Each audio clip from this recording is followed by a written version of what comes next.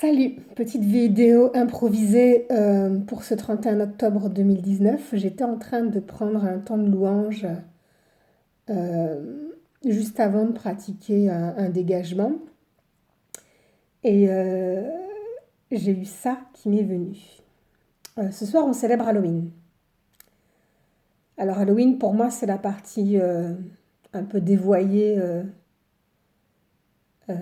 d'une fête celte, qui est celle de Samhain. Samhain.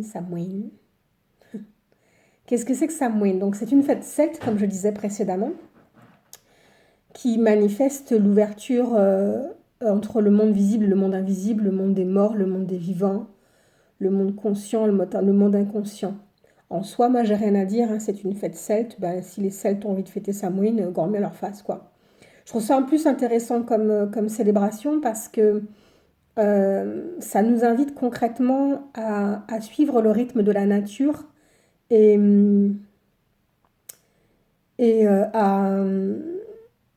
à plonger dans nos profondeurs, à plonger dans nos ombres, à plonger dans, dans, dans, dans notre inconscient, justement. Et je trouve ça super sympa.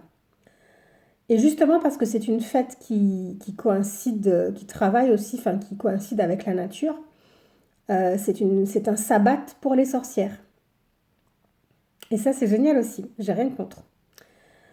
Sauf que moi, mon souci, il va venir d'autre chose. C'est qu'aujourd'hui, n'importe quelle femme qui se croit un peu émancipée ou qui se dit en lutte contre le patriarcat se proclame sorcière. Et puis vous avez une foison de livres, de trucs qui parlent de sorcellerie, qui vous proposent des rituels. Et ça, c'est super dangereux.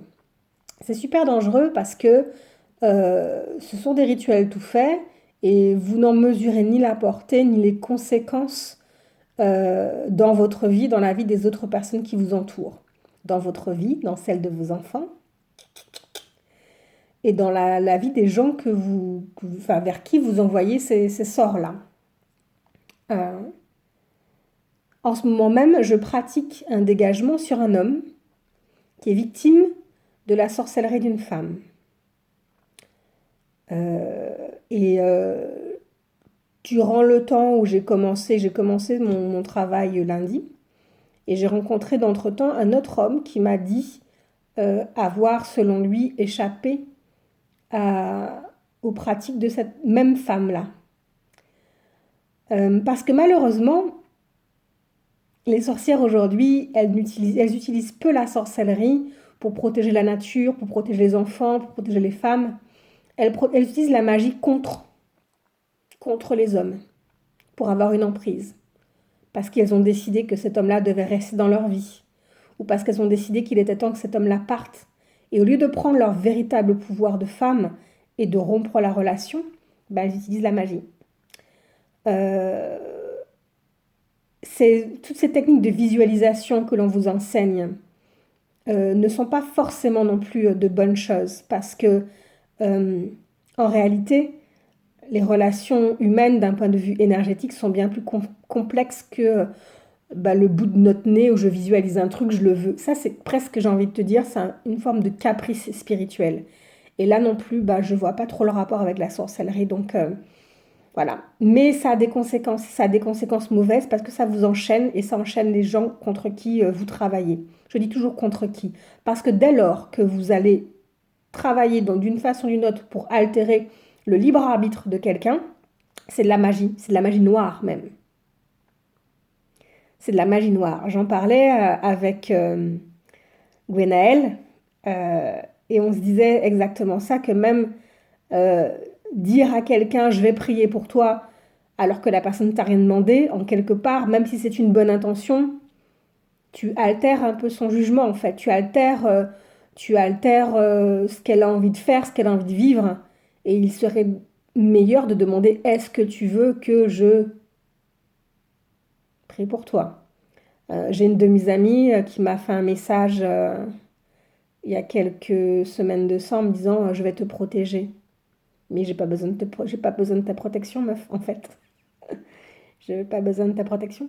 Euh, Mon patron, il m'a dit celui qui me suit ne marchera point dans les ténèbres, mais il aura la lumière de la vie.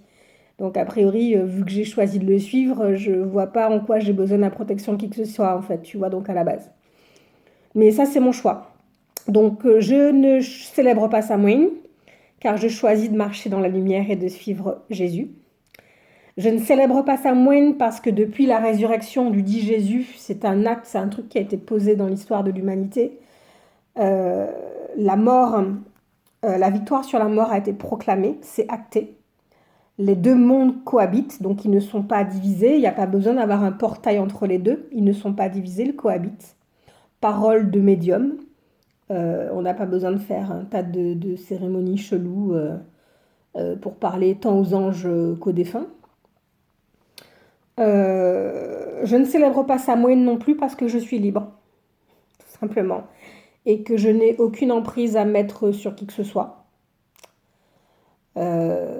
J'apprends à poser mes règles et à les faire respecter, tout bêtement, en parlant avec la personne intéressée. C'est mon choix, c'est ma discipline. Je ne critique pas les sorcières, je ne critique pas la Wicca. Je vous rappelle simplement l'importance fondamentale d'étudier en ésotérisme. Étudie en ésotérisme. Exerce toujours ton discernement. C'est la première chose et c'est fondamental. Si tu es un maître spirituel, il faut vraiment que tu sois certaine de pouvoir lui faire confiance. J'ai choisi Jésus, mais ça peut être n'importe qui de vivant, par exemple, que tu décides de suivre. Mais, par exemple, moi je dis fais attention quand même, parce que tu vois, par exemple, il y a des gens qui avaient suivi Osho ou Charles Manson. Ça a mal fini. Donc, choisis quand même tes maîtres spirituels, en ton âme et conscience. Voilà, c'est le seul message que j'ai à te faire passer pour aujourd'hui. Et respecte la pratique des autres. Tu n'es pas sorcière, en fait. Tu n'es pas sorcière parce que tu as lu 3 conneries que tu as achetées sur Amazon et que tu as lancé un sort ou que tu as fait un petit rituel à la con pour avoir plus d'argent, pour que ton ex revienne, pour que dans ton histoire de flamme jumelle, l'énergie tierce, l'énergie tierce.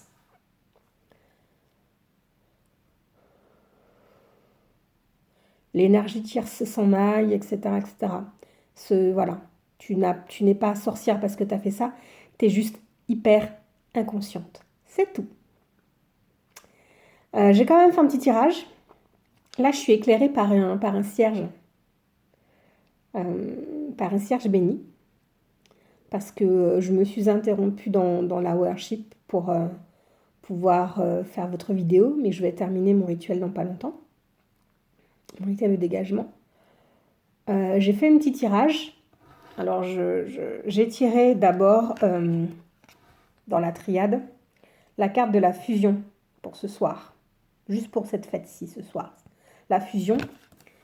Et ensuite, dans les anges divinatoires, j'ai tiré révélation. Voilà. Et bien, tu vois, rien que cette histoire de fusion-là, de révélation, ça nous dit que justement, les deux mondes ne sont pas divisés. Ils ont déjà fusionné. Ils sont déjà ensemble. Peut-être que justement, tu peux avoir des révélations en ce soir. Il y a peut-être des choses qui peuvent venir à toi. Il y a peut-être des informations. Alors ça, c'est tout bêtement Samhain aussi, hein, mais c'est pas que pendant Samhain que ça se passe. C'est tout le temps.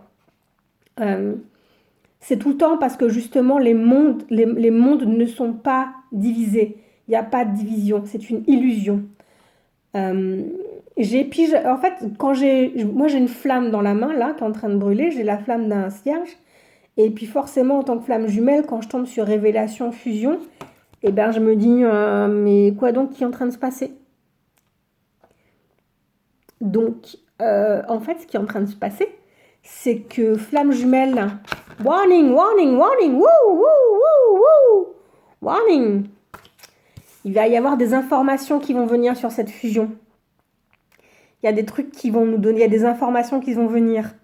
Donc, il y en a plein qui sont justement arrivés au stade de la fusion. On a dépassé le stade de la réunion pour certains, où les égos se sont un peu calmés. On a réussi, il y a eu ces retrouvailles là de chacun avec chacun moi, me retrouver avec moi-même, toi, te retrouver avec toi-même. C'est ça les retrouvailles. Donc, c'est ça la réunion. Parce qu'une fois que les deux sont se retrouvés, ils peuvent se réunir. Il y en a plein qui sont revenus en couple, mais qui sont malgré tout, d'un point de vue spirituel et énergétique, qui sont toujours en phase de séparation. Attention, attention, les flammes jumelles, je le redis, c'est un processus énergétique et spirituel. Ça n'a rien de romantique. Et il me semble qu'aujourd'hui, même si on a envie de parler de fusion et en tant qu'humain, de se lancer dans une histoire d'amour et d'acheter un Touran et de faire un bébé, il se peut que cette histoire de fusion n'ait rien à voir avec, n'ait rien à voir avec ce qu'on pense en fait. Donc, stay tuned.